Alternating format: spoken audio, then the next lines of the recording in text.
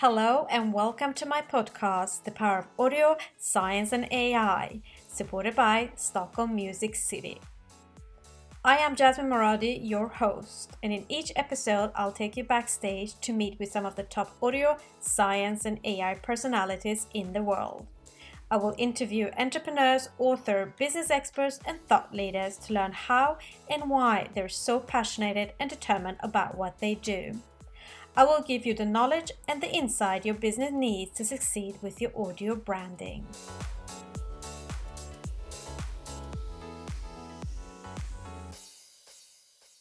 My guest today is my new friend, Dr. Johannes Coloma-Flecker. We were introduced to each other through a common friend, Kevin Perlmutter. Johannes is a leading voice in music thinking for personal and professional growth.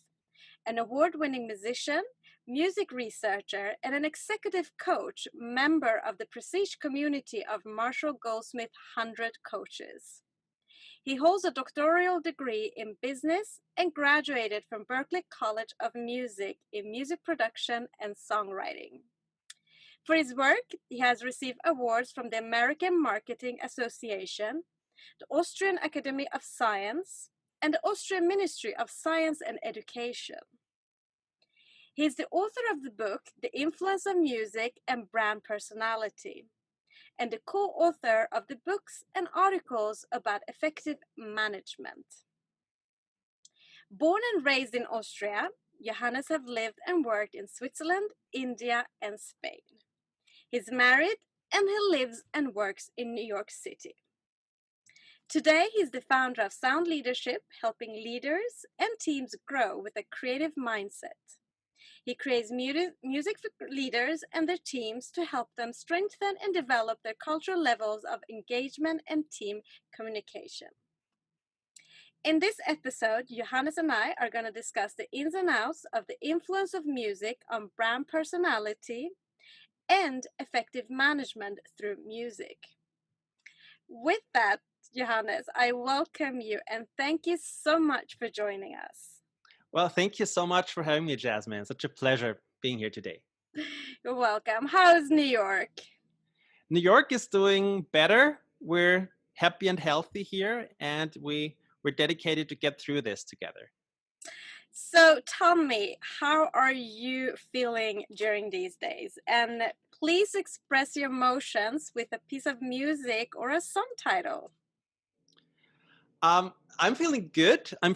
I like that the time of the year in New York, the fall, and November is a beautiful month here when the falls are leaving, and like a song or music that would reflect that is an eternal favorite of mine. It's the Autumn Leaves, that beautiful song that brings back a lot of memories from my time at Berklee, and each fall I need to sing this somehow when I'm walking on the street. So that's one of my favorite songs. Can you sing it a little bit for us so we get a little bit the feeling? Sure. Not the full song, but you can give us some intro. Of course, yeah.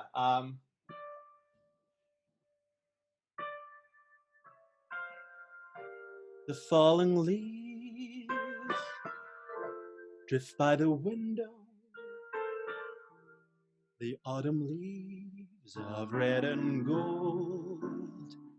I see your lips, the summer kisses, the sunburned hands I used to hold.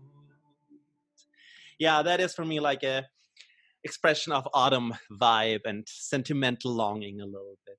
So beautiful, and thank you for sharing that emotion with us and making us feel that amazing autumn feeling. So I know that you grew up in a family of classical musicians in Austria, and at a young age you started to play the piano, violin, and you sang in your father's choir. Mm-hmm. So I'm interested to know, what is your earliest memory of music as a child, and how has music formed you to the person you are today?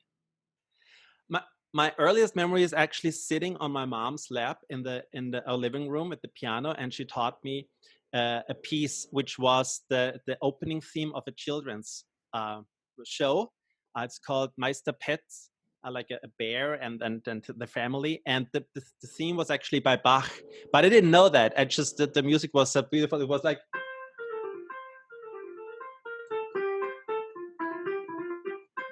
And this was the first piece I learned, my mom, when I was sitting on her lap. And the first singing and playing violin was at my uncle's wedding, when my brother, when our whole family, we needed to do the music for the wedding of my uncle. And I was 6 years old, and I started learning violin, and my brother wrote me a little solo, a Hello Dolly solo. So I was there 6 years old and playing this, dun, dun, dun, dun, dun, dun, and I was just playing it. And after that, I remember everyone was applauding so much. And I thought, why are they applauding? I was just playing that. This is one of my earliest memories. Oh, wow. Wow. And how has music formed you then to the person you are today? Well, it's just part of my life. And like every day there is some music. Either I'm singing or I'm playing or I'm listening to something new or I'm composing. I could not imagine life without music. And it's just an essential part of everything. For every celebration, I sing for someone, no matter how small or big.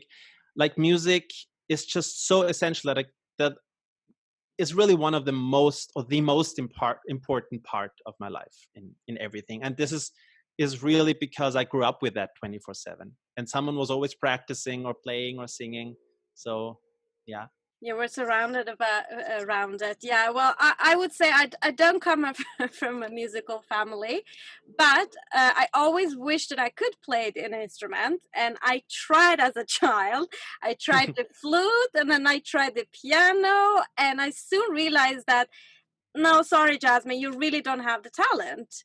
And today I do say that sometimes, out of joke, of course, that I would like cut off my left hand to be able to sing like Celine Dion. It must be like a power of feeling to stand in front of that many people to express yourself. And you, on the other hand, I would say you're born with the soul of a singer. So, when did you write your first song, and what is normally the inspirational behind your songs? The first song, it was quite late. In I didn't grow up writing songs, actually. The first one was around 6 or 7 years ago. The first song I dared to upload on YouTube was called "The Spirit of Life." And it was quite a very inspirational, anthemic, Broadway vibe song. And I was very proud and very timid of that song at the same time. And when I listened back to it, I think it was really about the beauty and living life and making the best of life. And so that's actually one of the ongoing like backgrounds when I write a song. I want it either to be uplifting, even if we are feeling like heavy and sad, but I wanted to have an uplifting turn on it. I'm not so much depressing songwriter. Sentimental, yes, but inspirational. So either inspirational or fun. So something that moves us. Or what really brought me also to was a motivation for me to write songs is to touch people's hearts. That it needs to touch us somehow. And there are so many ways how we can do this, but that's what I want to achieve. And talking about touching emotions, I mean, music is an essence of life. And music is also a way for us to express our feelings. It is what feeling sounds like. So through your lens, what is music, and why does it have such a magical, powerful effect on us? Such a great and big question. I mean, there is a saying that music is the universal language, and I feel it is true, because I don't need to understand necessarily every single word. If music is written in a different language and someone sings it, I still understand the feeling, and I can connect immediately to it. I think this universal language also has that feeling to it, that music allows us to connect directly. We don't need to translate it. We don't need to wait for us. I immediately feel it. And this is something so powerful that few other I think mediums have. Um, for very often we need to like educate ourselves to understand the concept of something. But if a piece of music is beautiful, it touches us and it hits us immediately. And this is just very, very powerful and beautiful. And I mean, probably so many of maybe you, maybe so many of your listeners, we have important pieces of music for important like days, moments of our lives that we connect with. When we were very sad, when we broke up with someone, when we fell in love, when we were when we got married, when we were at a funeral of someone we loved. There are some pieces of music that trigger these emotions that we had in specific parts of our life. Yeah, it is, because as you're explaining it, that during our lives, what's happening, we are listening to different kind of sound and audio Mm-hmm. around us, and some way similar as smell, that it becomes like it's in a bowl, or a crystal, whatever you want to call it, and then Mm-hmm. whenever we listen to it again, it evokes that memory. And that's the power that music has, that it really goes deep in our emotions and Mm-hmm. memories, and Mm-hmm. evoking it. So now, looking at your background, before you ended up where you are today, helping leaders and teams grow with a creative mindset through music, you were actually a management consultant. Mm-hmm. However, you decided to leave because you felt that there was not much emotions in branding. Instead, you went back to your roots, where you studied music production and songwriting at Berklee College of Music. So tell us about your journey and your discoveries to brought you from management consultant to where you are today. Mm-hmm. So I really liked my job as a management consultant. It was more as in the field of education and leadership development. So it was really a nice job. I remember though, there was one weekend when I went to a songwriting weekend workshop program in Valencia, Spain. And this was such a different. I came from a client on Friday, was somewhere in Germany, like leadership development. Then I took a plane to Valencia, and it was such a different world. All of a sudden, I was surrounded by creativity, by amazing people and teachers and vocalists and songwriters and people from all paths of life. And on Monday, I went back to work to a client, and I walked through the hallway and thought, yes, it's great, but I'm not sure if I want to do this all the time. So this is why I thought I want to do this, express this more myself, and really be more surrounded by music. And this led me to the path of leaving this daytime job. I mean, I still did a lot of leadership consulting. I mean, besides that, but moving to the United States and immersing myself with music and become the best musician that I can be, and the best writer that I can be. It was not so much that I didn't like it. It was more like my soul knew I want to do more creative work, and then somehow combine it with my background, which I'm aiming to do now, like in my everyday work. Wow, I get so, like, I don't know how to say it, little bit mini goosebumps, because it's so fascinating to get to know you, Johannes, because knowing you this very short time, I figure out that we do have a lot of things similar. I mean, we both are super passionate about music. The way you talk about it, it actually, I just want to nod and say yes, because that's exactly how I feel. And we both work with music, Mm-hmm. and we both actually wrote our thesis highlighting the power of music in branding. Yes. And in your PhD thesis, The Influence of Music on Brand Personalities, you examine the effects of congruence and incongruence between various music factors and a different dimension of brand personalities. So please walk us through the link between music and brand personalities, and your thesis methodology and your findings, and please the advice that we can give to brand leaders. Mm-hmm.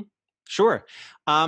So like it all starts in my thesis with the concept of brand personality, a concept, a set of human characteristics that we associate with brands. For example, there are brands that feel more down to earth, like people can be down to earth. There are brands that feel more exciting, like people can have more exciting personality dimensions. So that's a very, very well established concept. My idea and my research question was, how does music fit into this? If we link music to specific parts of brand personality, would this fit help us perceive the brands better than we would do without the music? So for me, it was really a question, okay, we have brand personality that is sincere, exciting, down to earth, honest, and so on and so forth. Which music fits into these personality dimensions? How can this be measured? And what happens if we link exciting music with exciting brand personality, honest music with honest brand personality? How to do this?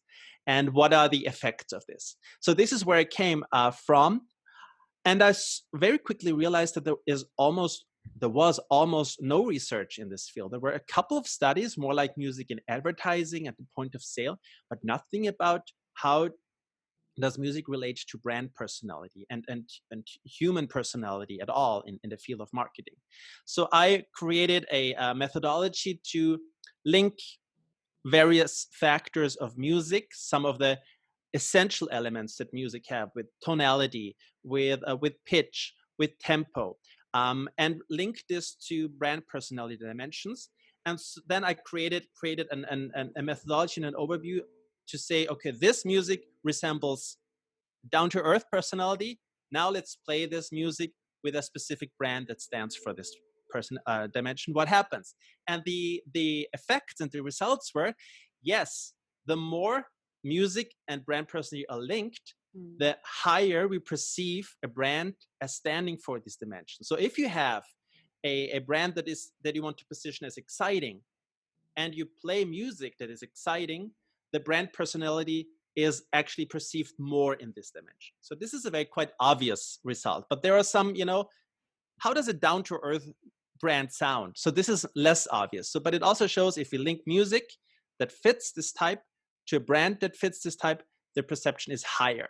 On the other hand, the results were, if we have, let's say, down-to-earth brand personality, but music that does not fit this type at all, then the brand personality is not perceived as much lower than it would without music. So music has really an increasing and elevating, puts an elevating element to brands. And this was my study with a lot of experiments, a lot of testing, a lot of music psychology research, where, by the way, a lot of the great music psychologists, I know you're from Sweden, they are from Sweden. So I took a lot of input in my research from Swedish researchers. Yeah, it's very interesting the way to explain it, because it's very much similar to my thesis. And one thing that I say that music does in the way that you're describing it is that it's a little bit like I've also done a lot of events. It's like you have all these elements in an event, in a room, right? Mm-hmm. The food, the clothes, the decoration, the room. Is not until you put the music on that all these elements really start dancing or come alive. So for me, when you explain it, it's a little bit the same then, that you have this brand personality, the visual storyline of it is when you add the audio storyline that has the same kind of brand personality effect. That's when they start dancing together. And that's why we as humans, we love audio visual. That's when the magic happens. Yeah, absolutely. And one of the benefits of researching this field is to give marketers and leaders tools in their hand. How can they do this? What do they need to look for in music? Otherwise, there's a little bit of my own critique that I have when it comes to marketing. Often it seems a little random, and it seems like music, okay, there's a nice background music, let's use it. But does it actually do anything for your brand, or is it just your own gut feeling because you just like this band or this singer or this style of music? Why do you choose that specific music? What is the scientific background on this? And this is lacking, I feel. And this is not in our vocabulary, and no one learns this so if we get a little bit better, data to support this, that's useful. So it's not just intuition and feeling. So based on your findings, I also read in your thesis, there was a sentence that I really liked, and that was music acts as an amplifier for spoken language. Mm-hmm. Explain to us a little bit what that means, and how can we teach the brand leaders how to use this in their audio branding today? Mm-hmm. So as an amplifier for words, I mean, it's quite simple. You can have text like, the falling leaves drift by the window, the autumn leaves of red and gold. I see your lips, the summer kisses, and then the sunburned hands I used to hold. So these are beautiful lyrics. But if we put it to music that supports this, the falling leaves drift by the window, the rhythm that we put in it, the pitch that we put in it, the tempo that we put in it, the chord structure, if we have if just enhances the vibe of the words. If we have the falling leaves drift by the window, the falling leaves drift by the window. So depending on what we want to say, we can enhance this with minor, with major, with happy, with sad, with fast, with slow, with high pitch, with low pitch, with the rhythm, with the rhyme, which makes things more memorable. I mean, this is also why, and it's kind of embarrassing to say, but when I watch TV and I watch the ads, I remember when they are sung, and the most like not intelligent. I mean, they are intelligent. It's very well crafted. But why would I sing like a phone number 555 something while I'm cooking? Because it works. Because it makes it memorable. And songs and music makes words more memorable as well, and it lifts them up. It lifts them up as well. Yeah, and what would you say is like, what is the challenge in the industry that makes it like challenging to find that, you know, brand fit or find that fit? Would you say The lack how to measure it and how to value it. I think we don't really have a lot of tools. So music is very often seen, music and sound is seen as nice to have, but not as an essential. We all know graphic logos. I mean, makes or breaks our perception. I just recently saw Kia has a new logo, from a kind of 90s vibe, circle and key in the middle, to a very sharp, cool looking logo that stands for 2020 and the future. For sound, it's not that well established, but now we spend time on our screens all the time. We can listen to the sounds all the time because we're at home in our home office. We interact with our phones, with our iMacs, with the laptops all the time. So we have access to sound 24/7. So there's so much potential as well to use the power of sound and of voice as well. I mean, Siri and Alexa and Google, I mean, they interact with us through voice. So there's so much potential to use this and to differentiate your brand through a sound. It just stands for your own brand, and you shape your brand and you shape your culture through that as well. But this, to come back to a question, why is it not more used? I think we lack the maybe also education and the apprehension that music really has a massive effect on how we feel about our surroundings and on the brands we connect with. and if I would tell you, like, okay, so imagine all possibilities in the world, how would this measurement tool look like that a brand leader could use to be able to do these measurements and figure out, okay, so what piece of sound or music fits with the campaign that I want to do? I think it's really like we want to measure, depending on where we are and how we use music, the impact on emotional response, on cognitive response, and on our action, like on the cash that someone pays in a wine store. And exactly. So do we feel better about a brand as a consumer if I listen to that? Do I have a higher recognition of brands with a specific audio, with the audio logo? So how do I think of a brand? Does it cognitively affect me? If I listen to the intro of like e-learning for a specific company, does it make me feel good? Does it enhance my appreciation of this brand? And also, if I'm more on the point of sale, could e-commerce or an actual like brick and mortar store, will I spend more? Will I spend more time there? Will I spend less time there? That's the reason why McDonald's and some fast food chains play fast music, because then we think more time has spent in the time. When I spend slow music, I slow down. Like an expensive French restaurant, I slow down, I spend more time. I buy more expensive wine, for example. But if I play fast music, like pop music, I'm just gonna eat my burger and I think, oh, so much time has passed already, and I leave quicker, what some brands might want to do. So depending really on what do I want as a brand, what is the right measure, the right indicator for me. Yeah, I always say, what is the outcome? How do you want the people to feel, react? What is, call of action? So now you mentioned some of the brands. Are there other like brands that you would say that really successfully work with music stimuli in their branding? It could be in stores, but it could also be, I know advertising are really great at that. And what kind of learnings can we take from them? I think one company that comes to mind is Apple. And I only need to think 2 days ago, we got a new iMac. And when we started it, I was already expected that sound when you start an iMac.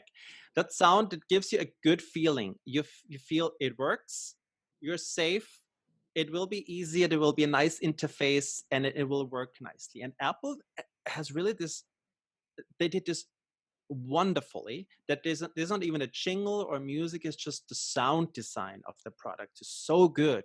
Or if you get an iMessage, you know immediately, it gives you a good feeling, oh, something's happening.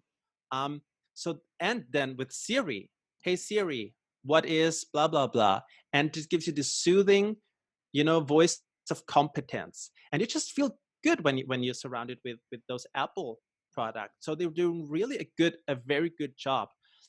Other companies that I can think of is obviously McDonald's. That's really, I mean, they did this for 10, 12 years or so, which is in some ways good because it's so iconic. I think they could do even more to also like enhance the experience at the point of sale. Like when you buy something either at a touch screen or like in store, so that there's not just the ads, but they also like could like enhance their audio branding like in store as well, or in other channels. Other examples are... Sorry to interrupt you there, just to fill you in. It's very interesting what you say, because a lot of brands, if they're good at using the sound stimuli in their online campaigns or TV, they're not as good as bring it at omni-channel, like bring it at all way to actually to the stores where the actual product is bought and experienced. And it's very interesting. I talk about McDonald's because I worked with McDonald's and did a research with them. And it's very interesting because there's so much they could do. I know a little bit that they do play some South American kind of music during Tex-Mex period of time. And I will always say that it's very interesting that they could do more of that, because they do have sometimes, these toys from a Disney movie. So why don't they play more of those soundtrack of that in the store? So it makes people a little bit remember it and wanting it, because you play with the memory, and when the memory is like and then you see it and you go, I want it. So it's very interesting that you say, and that could be a learning, that what you have, bring it in also into the showrooms. And that is really consistent. So whenever you're at this fast food restaurant or at this AT&T store, they do also an excellent job in branding, also like the indoor experience in store, that you like make your customer feel like good at each time they are in contact with your product. MasterCard is also a great example of, they have really very holistic audio identity. So each time you pay with MasterCard, you hear that sound. So they're really taking this very seriously. And one learning maybe from this that I find very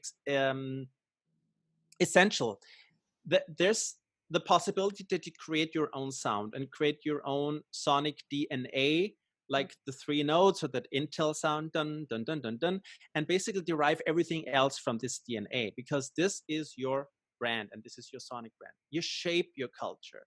I think this is a far superior approach to branding than if you, let's say, just have the newest pop song in your ad, the newest whoever, great songs, Maroon 5, Coldplay, Beyonce, whatever, and you use it, because then you're just riding on the wave of someone else's culture, but is not your own culture. You're kind of, the bandwagon. Create your own sound, sonic identity, maybe just with voice through, voice interfaces are a big deal. But how can you use it? How do you shape your culture, and what is your culture? Some questions to ask. Very good questions. And spinning on that, I also read in your thesis something that you wrote: the effect of music on human psychic and physics can be attributed to its internal and external characteristics, and that music as a personality. Okay, so what I want to know and us to discuss is one thing that I've heard whenever I mention about music and branding, that everybody goes, yeah, but music is subjective. How are you going to find it, make it objective? So let us discuss, music being subjective versus being objective, because it is somehow related. It depends.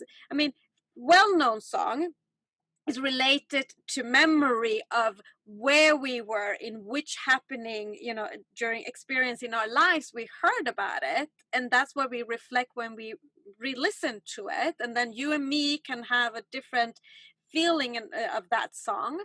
So how can we work around that, and how do you work with brands to reach a common understanding of piece of music with this subjective objective how to say, a little bit challenge, but you know what? Sure. Yeah, sure. So music can be both, and most often it's like a mix of two things. But let's start with the subjective music, subjective experience or evaluation of music. If I listen to, let's say, I'm from Austria, so let's say the Blue Danube Waltz, dun dun dun dun dun dun dun dun. When I listen to this, I don't necessarily listen to the intervals and the tonality and the tempo. When I listen, I think of New Year's Eve and New Year's Day, because in Austria everyone dances to Blue Danube Waltz, and on New Year's Day there's the New Year's concert by the Vienna Philharmonic, which everyone watches. So this for me is end of the year and New Year's resolution. If I hear this anywhere, that's what comes to mind. It comes to mind the coziness of family. So, and we all have this. We all experience when we listen, let's say, to accordion. If you write whatever piece, if you play it with accordion, it sounds French or Italian. Or if I write whatever piece, whatever, very simple. But if I play it with a harpsichord,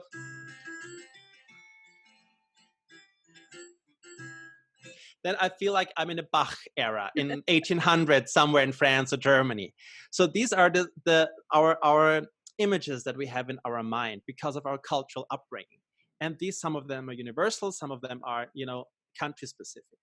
So this will always be an important part of if we choose music, when we choose music.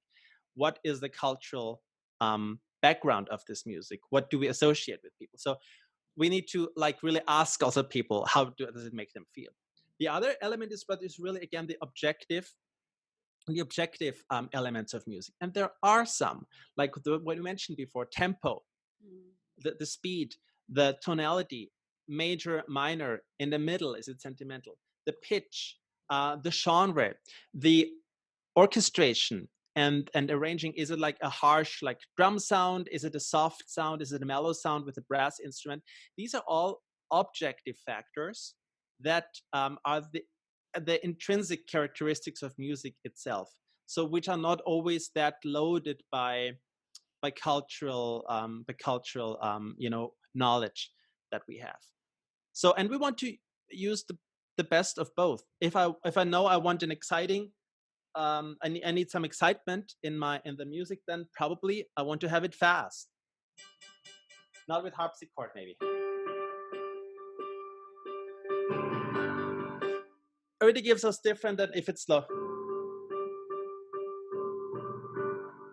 Maybe some anxiety, and if I want it a little bit scary, then I could do this, like weird intervals, or I make it easy, forward looking.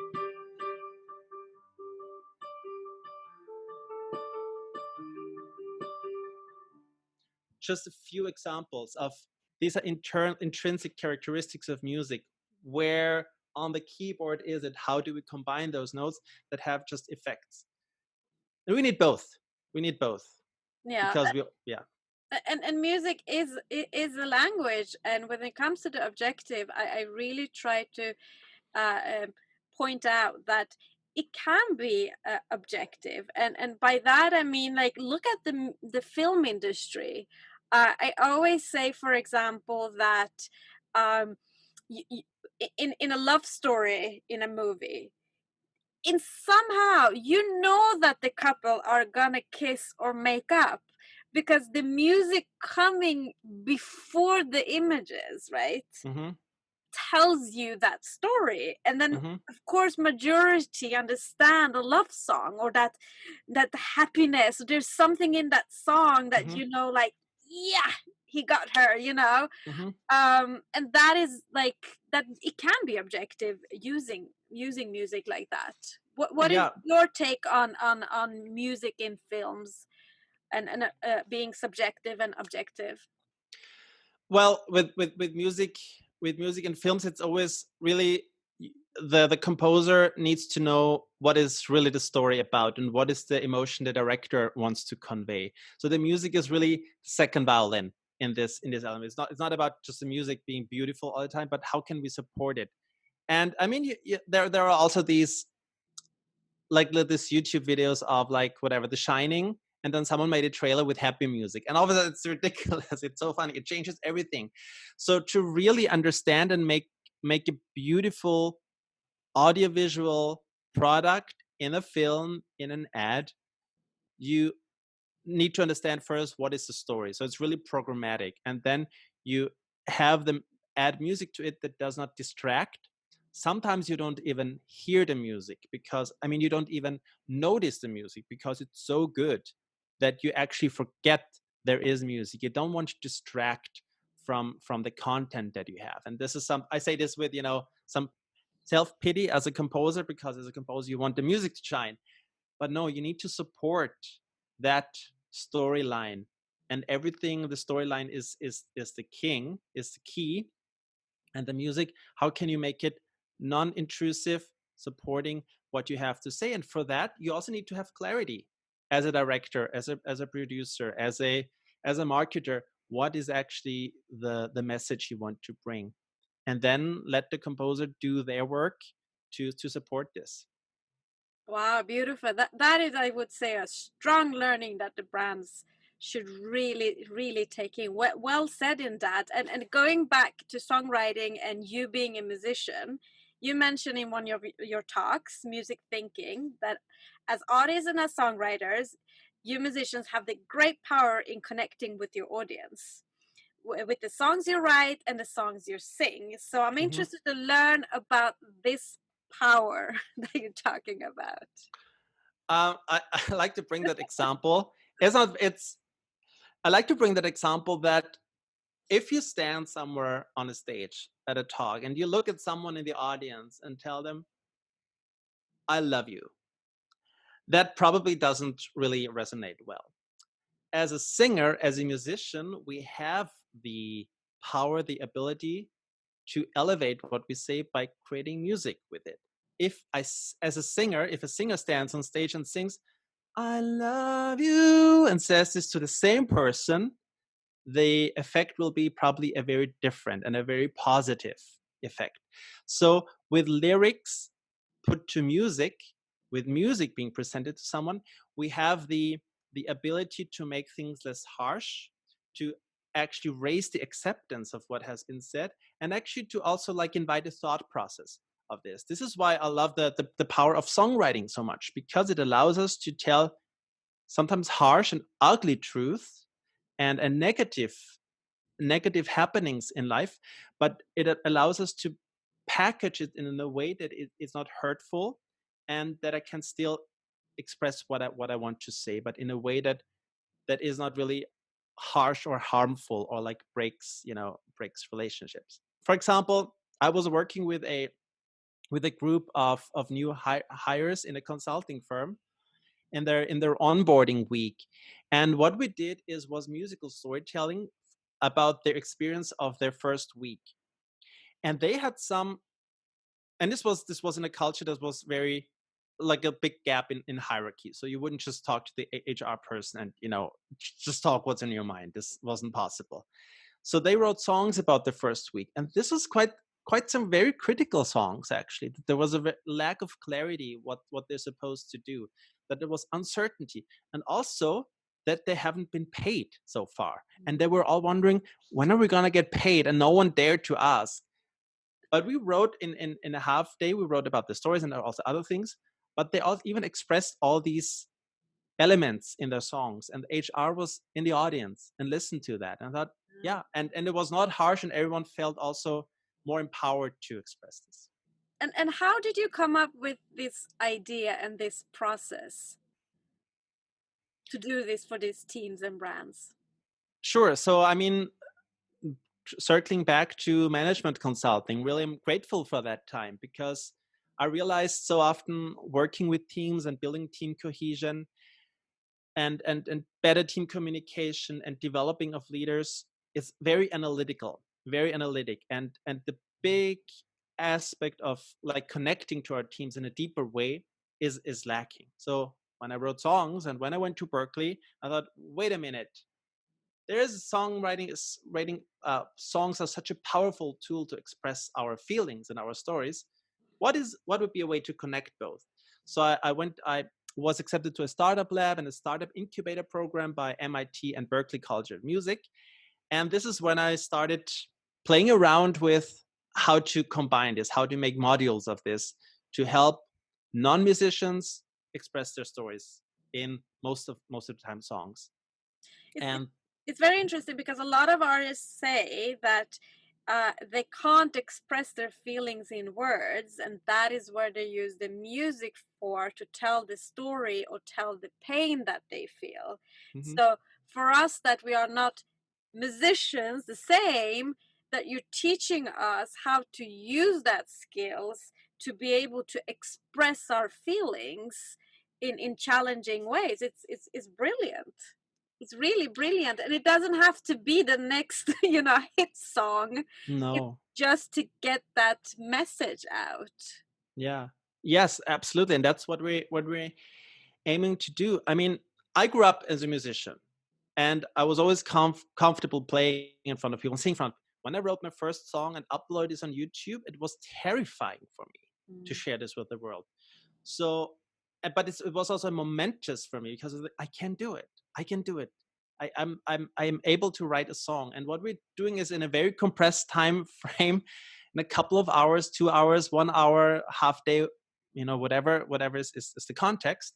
Teach teams and leaders and business owners and entrepreneurs to express their story in a song, create lyrics, and create some simple melodies, and at the end of this program, perform it for us. And this has such a really like healing. It's really momentous healing element.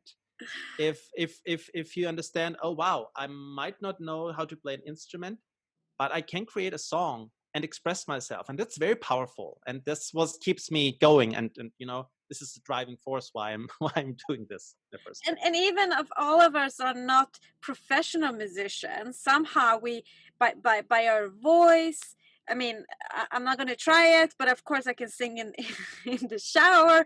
We do have some sound that is us. So no matter how it sounds to other people, I think that is why I always say I want to sing like Celine Dion. I think the how to say, the thing of standing on stage and getting it out, you know, just like pushing it out from your body, and even like chanting in yoga, it's Mm-hmm. it's like, or people are angry, they say scream it out. Yep.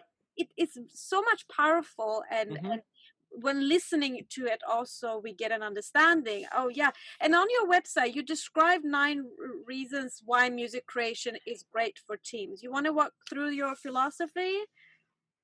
Sure. Yeah. Just one thought also too, that with people in singing voice, like really we can all forget this concept that we need to be trained singers. No one cares. It's really about what we have to say.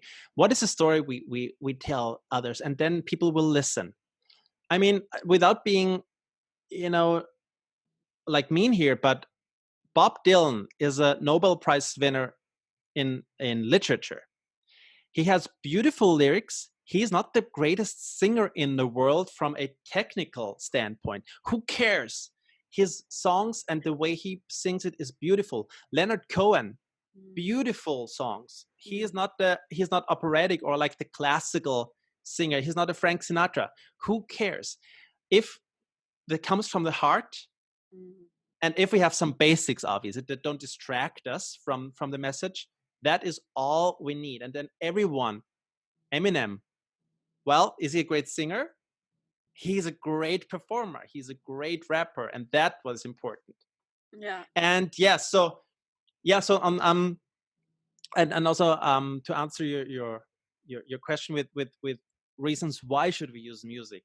On the website on soundleadership.com, I collected some thoughts on research. What does actually research say? Well, it's not me saying this, but why is music a good thing to do and to pursue? Because it really helps us being better team players.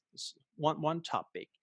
And it comes from the fact that if we learn music from a young age, we need to listen to others. If we play in any band, if we play in an orchestra, youth orchestra, we need to be able to listen and react to others. It's not about me being right all the time. It's about how does it connect with the bigger group. Am I early when I start singing after the guitar has their solo? It's not the guitar's problem if they're too late. It's my problem if I don't listen as a singer. If I sing into their beautiful line. And it's also about coming up with better ideas. So it's also research shows actually that team players come up with more and actually with qualitative better ideas if people have some background in music. So really, if you learn to play music in some capacity, it is really helpful. It also shows, I mean, there's so many other factors to highlight one or two more. Brain functioning is actually better for musicians. We rely less on our memory, but we're better at experimenting and coming up with creative ideas. And it also has to do with practicing and with being able to actually, you know, improvise quickly in a fast time, even if we play in a band or if we play just by ourselves. It is a good factor. In addition, some research shows that music reduces stress. Not a big surprise here, but it actually reduces the cortisol levels in our brain that are responsible for stress. And also something that we should not underestimate, it helps us with our agility. Playing music, imagine you practice guitar. You need to be very quick with your fingers. Playing the piano, obviously. Playing the organ, I always admire. My mom plays the organ, so she needs to use both hands and both feet. And she's the organist in our church in Austria, so she also sings at the same time.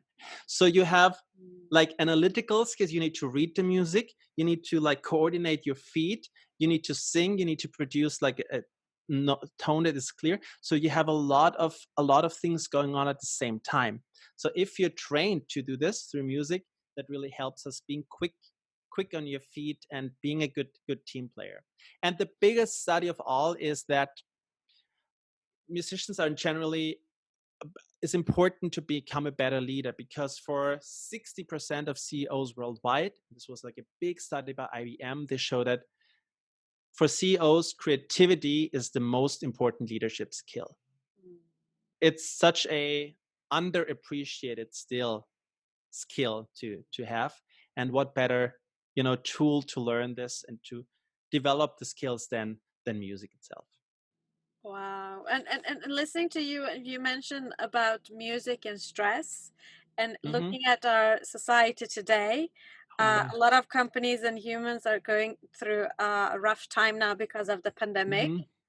What would you say the role of music is now during the crisis? How important is music in the new now? And what do Mm-hmm. you bring to your clients going forward? Mm-hmm. I work, so I have a lot of colleagues who are coaches in this organization, Marshall Goldsmith 100 Coaches. I'm like in weekly, daily contact with some of the leading coaches in the world.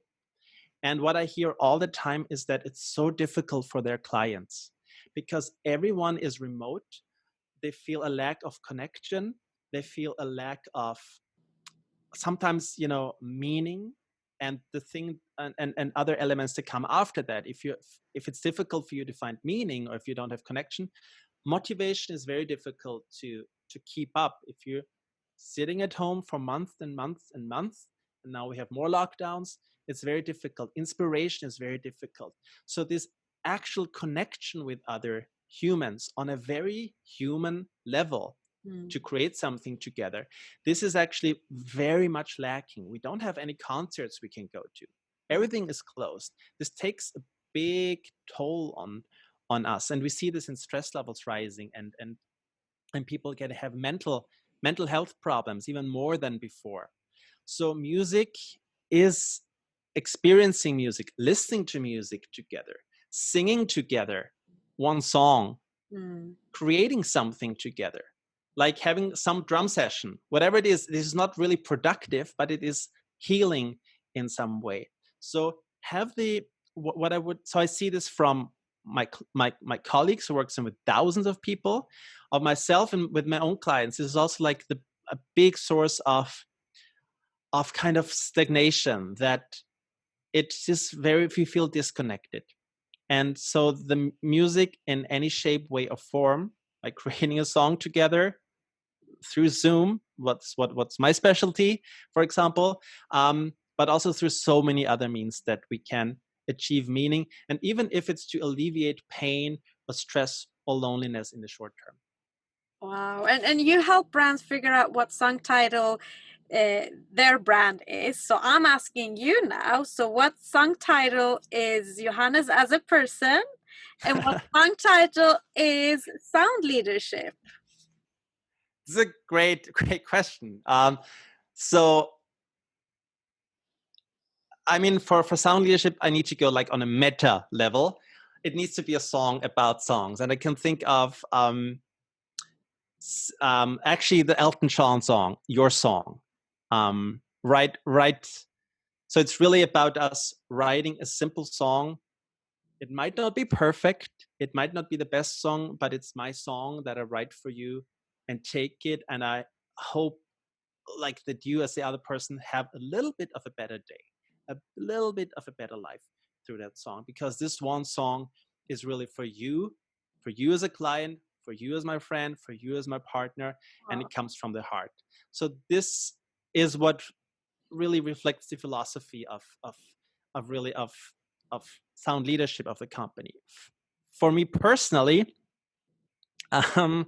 it's really a song that's called "What Are You Doing the Rest of Your Life." It's a Michel Legrand song, and it accompanies me through all important days of my life. I played this at my own wedding, and whenever I listen to this, it's really, wow, I can now create the rest of my life from now on. What are you doing the rest of your life? Summer, winter, spring, and fall, and east and west and north and south of your life.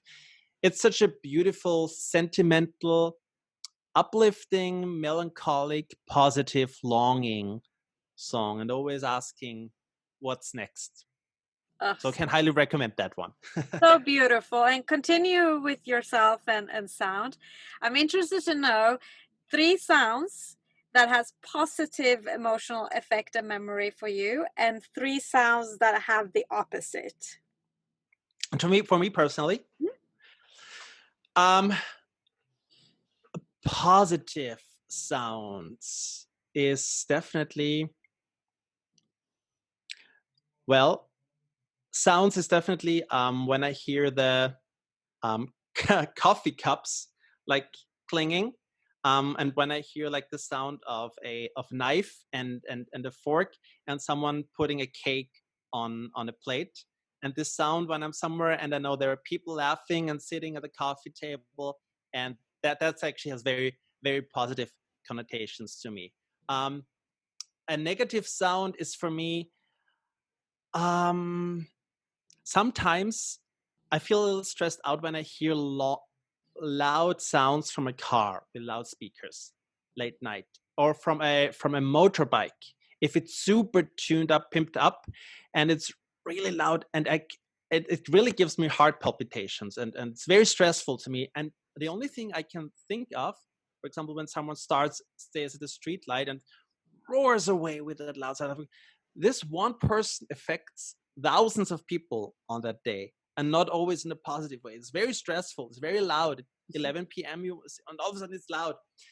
Um, Another stressful sound. I once lived in an apartment. It was in Switzerland, and below me there was a gym. And on Saturday, 9 in the morning or 8:30 in the morning, and I was still sleeping, they started dancing and to some rhythms, to some actually nice rhythms, some Latin rhythms. But when I started hearing those rhythms, I already felt, oh my God, now they're dancing for 1 hour and I want to be in peace here. So that's very stressful to me. And yeah, I have a lot of stressful sounds. I'm a little bit, yeah, like, yeah, I'm sometimes stressed, can be stressed out by sounds. And sometimes I also prefer if it's silent, if there's nothing going on. With negative sounds, there are obviously a lot. Also some pieces of music that remind me of sad events. So that, like, there's a beautiful Cole Porter song, but I heard it actually half an hour before I got noticed that someone I really loved died. So, and this will for always now be this, this element to the song whenever I listen to it. And it's okay, but it is very powerful. Yeah. Yeah, because as we get, I mean, I will summarize everything and say that it hits our memories. Mm-hmm. And when it evokes it brings Mm-hmm. it out. And that's Mm-hmm. how powerful music is, and audio overall. And that brands Mm-hmm. can use that to tap into our Mm-hmm. memories and then Mm-hmm. re-evoke it whenever they want us to Mm-hmm. react. Sounds like we're manipulating, but it is what it is, right? And Yeah. I I mentioned in the introduction that you are on the list of Marshall Goldsmith 100 coaches. What does that mean, and how did you get on the list? So Marshall Goldsmith is an amazing executive coach, one of the leading coaches in the world for decades.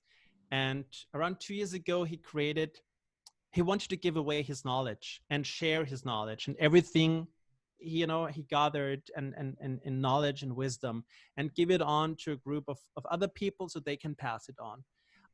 And I was very lucky to have been nominated to this group by someone in the group.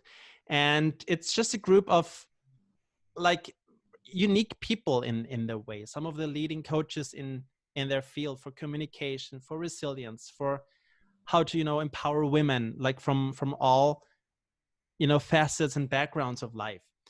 And being in this group with such a community of inspiring people is just a beautiful gift that I really treasure, because it allows us to safely really share who we are, what we are working on, what we're going through sometimes, especially in this pandemic, and what we aim to do. And it's really like a beautiful way of not just exchanging knowledge, but really getting to know people closely. And for me, it's also really getting inspired by what some people are really doing. It's sometimes incredible when I look at some of my colleagues and the work they're producing. It's such an inspiration to, to go my own way and to with what I can contribute to others, to society, not just to leaders, but to society in some way through music. And it's just a great community that I'm very, very, very grateful to be part of. I'm glad to hear that, and I'm so happy to have you a part of my podcast. But you have also launched your own podcast, Mm-hmm. Compose Your Life. So Mm-hmm. tell us about what is it you want to teach the listeners. Yeah, thank you for mentioning that.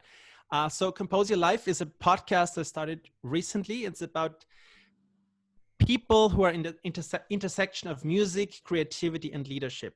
So I want to have our audience experience some of the best minds when it comes to music, when it comes to leadership, how they think, how they move on, how they share their knowledge, how they make the world a little bit more of a creative place, a more musical place, a world with a little bit of better leaders through the power of music. And I'm very grateful to have amazing guests. So can always check it out on the website sound-leadership.com.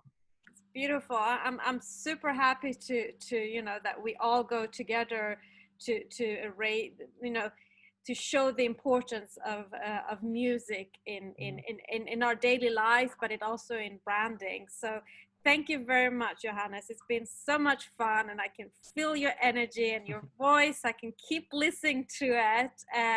And for the audiences, if they want to know more about sound leadership, and how can they get in contact with you? Yeah. Well, first of all, thank you so much, Jasmine, for having me. It's such a pleasure talking with you for this hour on everything music. I think we have so much in common. So it's so great to talk with you. And if anyone wants to know more about sound leadership, just go on the website sound-leadership.com, or just find me on LinkedIn and send me a text, and I'm happy to talk. Thank you so much for having me. Would you like to play like an ending song for us? Sure. What do you want? What do you play? How are you feeling now after this podcast?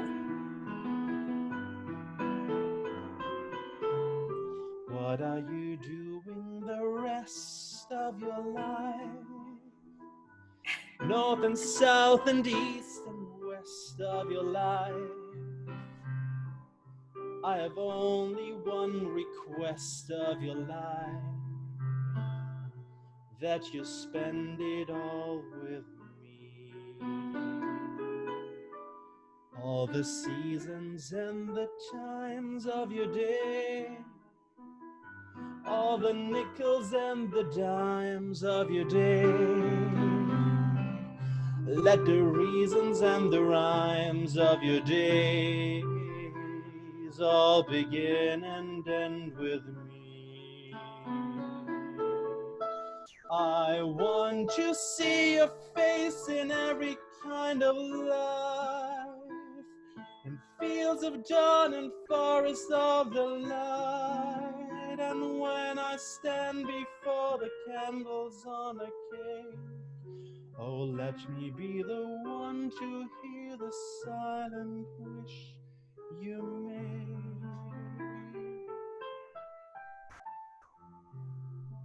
Part of what are you doing the rest of your life? That warmed my heart so much, and it really made us connected with the music. Thank you very much. Well, that's all for today's episode of The Power of Audio, Science and AI. I'm Jasmine Moradi, and thank you very much for listening. If you like this podcast and want to follow my journey towards discovering the secrets behind the power of audio, science and AI, then make sure to never miss an episode by subscribing on my website jasminemoradi.com or Spotify, iTunes or Google Play. I'm working towards increasing the value of music so that artists receive the fair share of the economic value they create in our society. So make sure to spread these words to your fellow brand leaders and business network via your social media. Stay tuned for our next episode where I will speak to my friend and ex-boss Ola Sars, CEO and co-founder of Soundtrack Your Brand. We will discuss around music licensing, why music is still undervalued as an art form, and how to get million entrepreneurs to pay correctly for the music they use in their stores. This episode is supported by Stockholm Music City, recorded at the pub booth at the co-working space The Park in Stockholm, and music by Skirk.